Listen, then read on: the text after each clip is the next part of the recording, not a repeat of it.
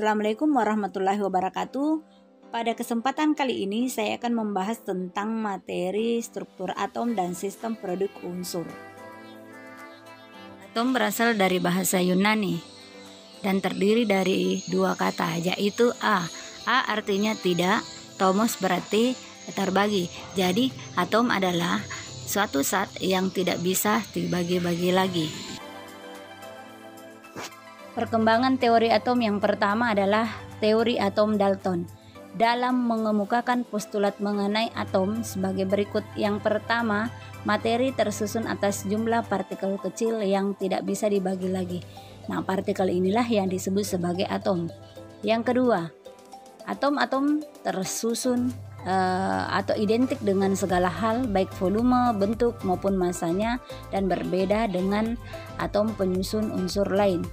Berikutnya, dalam perubahan kimia terjadi penggabungan atau pemisahan atom. Kemudian, atom dapat bergabung dengan atom lain untuk membentuk suatu molekul dengan angka perbandingan bulat dan sederhana. Kemudian, atom itu digambarkan sebagai bola pejal yang sangat kecil. Oke, tadi atom digambarkan sebagai bola pejal. Perhatikan gambar di bawah ini. Atom Dalton ditunjang oleh dua hukum alam. Yang pertama, hukum kekekalan massa atau biasa disebut sebagai hukum Lavoisier, di mana massa zat sebelum dan sesudah reaksi adalah sama. Kemudian yang kedua, hukum perbandingan tetap atau biasa disebut sebagai hukum Proust, di mana perbandingan massa unsur-unsur dalam suatu senyawa adalah tetap. Nah, atom Dalton mempunyai kelemahan. Kelemahannya adalah tidak ada atom yang berubah akibat reaksi kimia.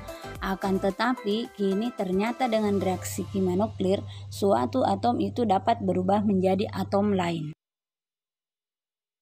Perkembangan teori atom yang kedua adalah teori atom Thomson.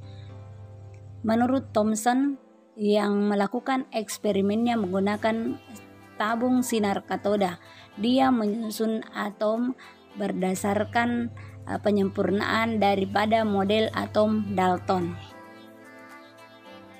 Kemudian, menurut Thomson, atom itu terdiri atas materi yang bermuatan positif dan di dalamnya tersebar elektron yang seperti roti bismis. Thomson mengemukakan kelemahan daripada atom yang ditemukannya. Dia telah mengemukakan gagasan tentang adanya muatan positif dalam atom. Hanya saja Thomson belum bisa menjawab lebih rinci mengenai muatan positif ini. Teori atom yang ketiga adalah teori atom Rutherford. Menurut Rutherford, atom terdiri atas inti atom yang bermuatan positif, di mana dikelilingi oleh elektron yang bermuatan negatif, dan sebagian atom terdiri atas ruang kosong dan masanya terpusat pada inti. Kemudian jumlah muatan positif sama dengan jumlah muatan negatif karena atom ini bersifat netral. Sebelumnya model atom Thomson belum mengatakan adanya inti di dalam atom, maka Ernst menemukan bukti bahwa di dalam atom terdapat inti atom yang bermuatan positif. Hal ini diperoleh melalui eksperimennya. Kemudian di mana menembakkan partikel alfa pada suatu lempeng logam tipis, dan hasil eksperimennya ini yang menunjukkan bahwa sebagian besar partikel alfa itu diteruskan, ada juga sebagian kecil yang dipantulkan atau dibelokkan. Nah, kelemahan daripada atom Rutherford itu ketidakmampuannya untuk menerangkan mengapa elektron tidak jatuh ke inti atom. Akibatnya, gaya tarik elektrostatis ini terhadap elektronnya.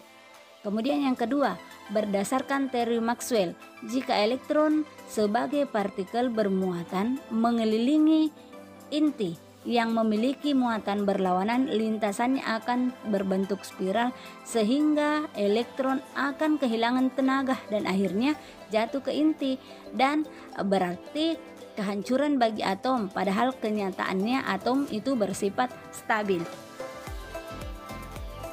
Teori atom yang keempat adalah teori atom Bohr. Model atom Niels Bohr terdiri atas 4 postulat yang diterapkan untuk atom hidrogen. Yang pertama, elektron mengelilingi inti atom pada orbit atau lintasan tertentu. Nah, lintasan-lintasan itu disebut sebagai kulit atom. Yang kedua, selama berada dalam lintasannya, energi elektron tetap sehingga tidak ada energi yang diserap maupun dipancarkan. Ketiga, jika elektron berpindah dari satu tingkat energi yang lain, energi yang diserap atau dipancarkan sebesar 6,64 kali 10 pangkat minus 34. Kemudian yang keempat, lintasan stasioner elektron yang diperbolehkan memiliki besar momentum sudut kelipatan dari H/2V.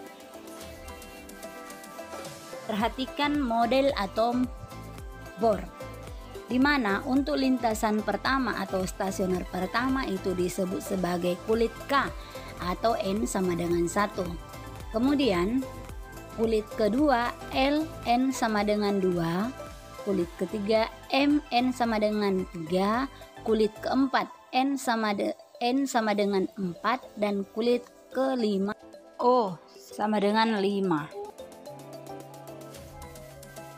Sama seperti penemu-penemu sebelumnya, Bohr juga memiliki kelemahan. Yang pertama, hanya dapat menerangkan spektrum dari atom yang mengandung satu elektron, yaitu atom hidrogen. Kemudian yang kedua, tidak sesuai dengan spektrum atom yang berelektron banyak. Dan yang ketiga, tidak dapat menjelaskan letak elektron dengan pasti. Teori atom yang kelima adalah teori atom modern. Model atom modern bertumpu pada 3 hal, yaitu yang pertama, prinsip dualisme gelombang partikel dari de Broglie. Kemudian yang kedua, prinsip ketidakpastian Heisenberg, dan yang ketiga, persamaan gelombang Erwin-Schrödinger. Menurut model atom modern, elektron yang mengelilingi inti berada dalam suatu orbital tertentu. Apa itu orbital? Orbital adalah ruang di mana suatu elektron kemungkinan besar ditemukan. Nah, pada persamaan gelombang Schrödinger menghasilkan 4 bilangan kuantum. Yang pertama, bilangan kuantum utama, ini menunjukkan kedudukan elektron dalam atom. Yang kedua, bilangan kuantum asimut, ini menunjukkan bentuk orbital dan subtingkat energi.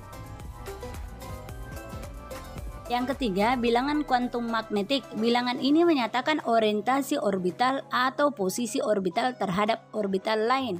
Dan yang kelima, arah perputaran elektron terhadap sumbunya yang dinyatakan dengan bilangan kuantum spin. Nah, spin ini memiliki harga positif 1/2 jika momentum sudut searah dengan arah medan magnet dan minus 1/2 jika berlawanan dengan arah medan magnet. Kali ini saya akan membahas soal dengan pembahasannya. Yang pertama, bilangan kuantum spin berfungsi untuk menyatakan A. Apakah perbedaan tingkat energi kulit, B. Perbedaan arah rotasi elektron, C. Perbedaan bentuk orbital subkulit, D. Arah ruang suatu orbital, dan E. Orbital suatu atom. Baik, kita akan bahas satu persatu. Bagian A, perbedaan tingkat energi kulit. Nah, untuk bagian A ini dia merupakan bilangan kuantum utama. Kemudian bagian B, perbedaan arah rotasi elektron. Nah, menurut bilangan kuantum spin berfungsi untuk menyatakan perbedaan arah rotasi elektron. Jadi jawabannya adalah B. Tidak usah lagi kita bahas yang lain. Contoh soal berikutnya. Ukuran dan bentuk orbital dinyatakan dengan bilangan kuantum. Bagian A, utama dan asimut, B, asimut dan magnetik, C, magnetik dan utama, D, utama dan spin, E, asimut dan spin. Baik, kita akan bahas satu persatu.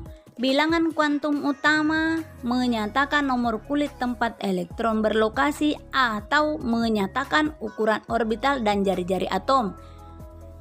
Berikutnya, bilangan kuantum asimut menyatakan jenis subkulit tempat elektron berlokasi atau menyatakan bentuk orbital. Berikutnya, bilangan kuantum magnetik menyatakan orbital tempat elektron berlokasi. Kemudian, bilangan kuantum spin menyatakan arah lokasi elektron dalam orbital. Jadi, kalau kita perhatikan option-option tadi, maka jawabannya adalah A. Contoh soal berikutnya, kelemahan teori atom Niels Bohr ialah Bohr tidak menjelaskan tentang A. Kestabilan atom, B. Terbentuk elektron pada lintasan, C. Keberadaan elektron pada lintasan, D. Terjadinya perpindahan elektron, dan E. Kedudukan elektron dalam atom. Nah, kita lihat bahwa kelemahan teori atom Niels Bohr di sini adalah dia tidak bisa menjelaskan kedudukan elektron dalam atom. Jadi jawabannya adalah E. Contoh soal yang terakhir, teori atom yang dapat menerangkan adanya spektrum atom hidrogen adalah teori atom A. Bohr, B. Rutherford, C. Thomson, D. Rydberg, kemudian E. Dalton. Teori atom yang dapat menerangkan adanya spektrum atom hidrogen adalah teori atom Bohr. Jadi jawabannya adalah A. Untuk contoh soal kita akan bahas nanti di kelas. Dan persiapkan diri Anda untuk mengikuti materi selanjutnya, yaitu struktur atom pada pekan berikut.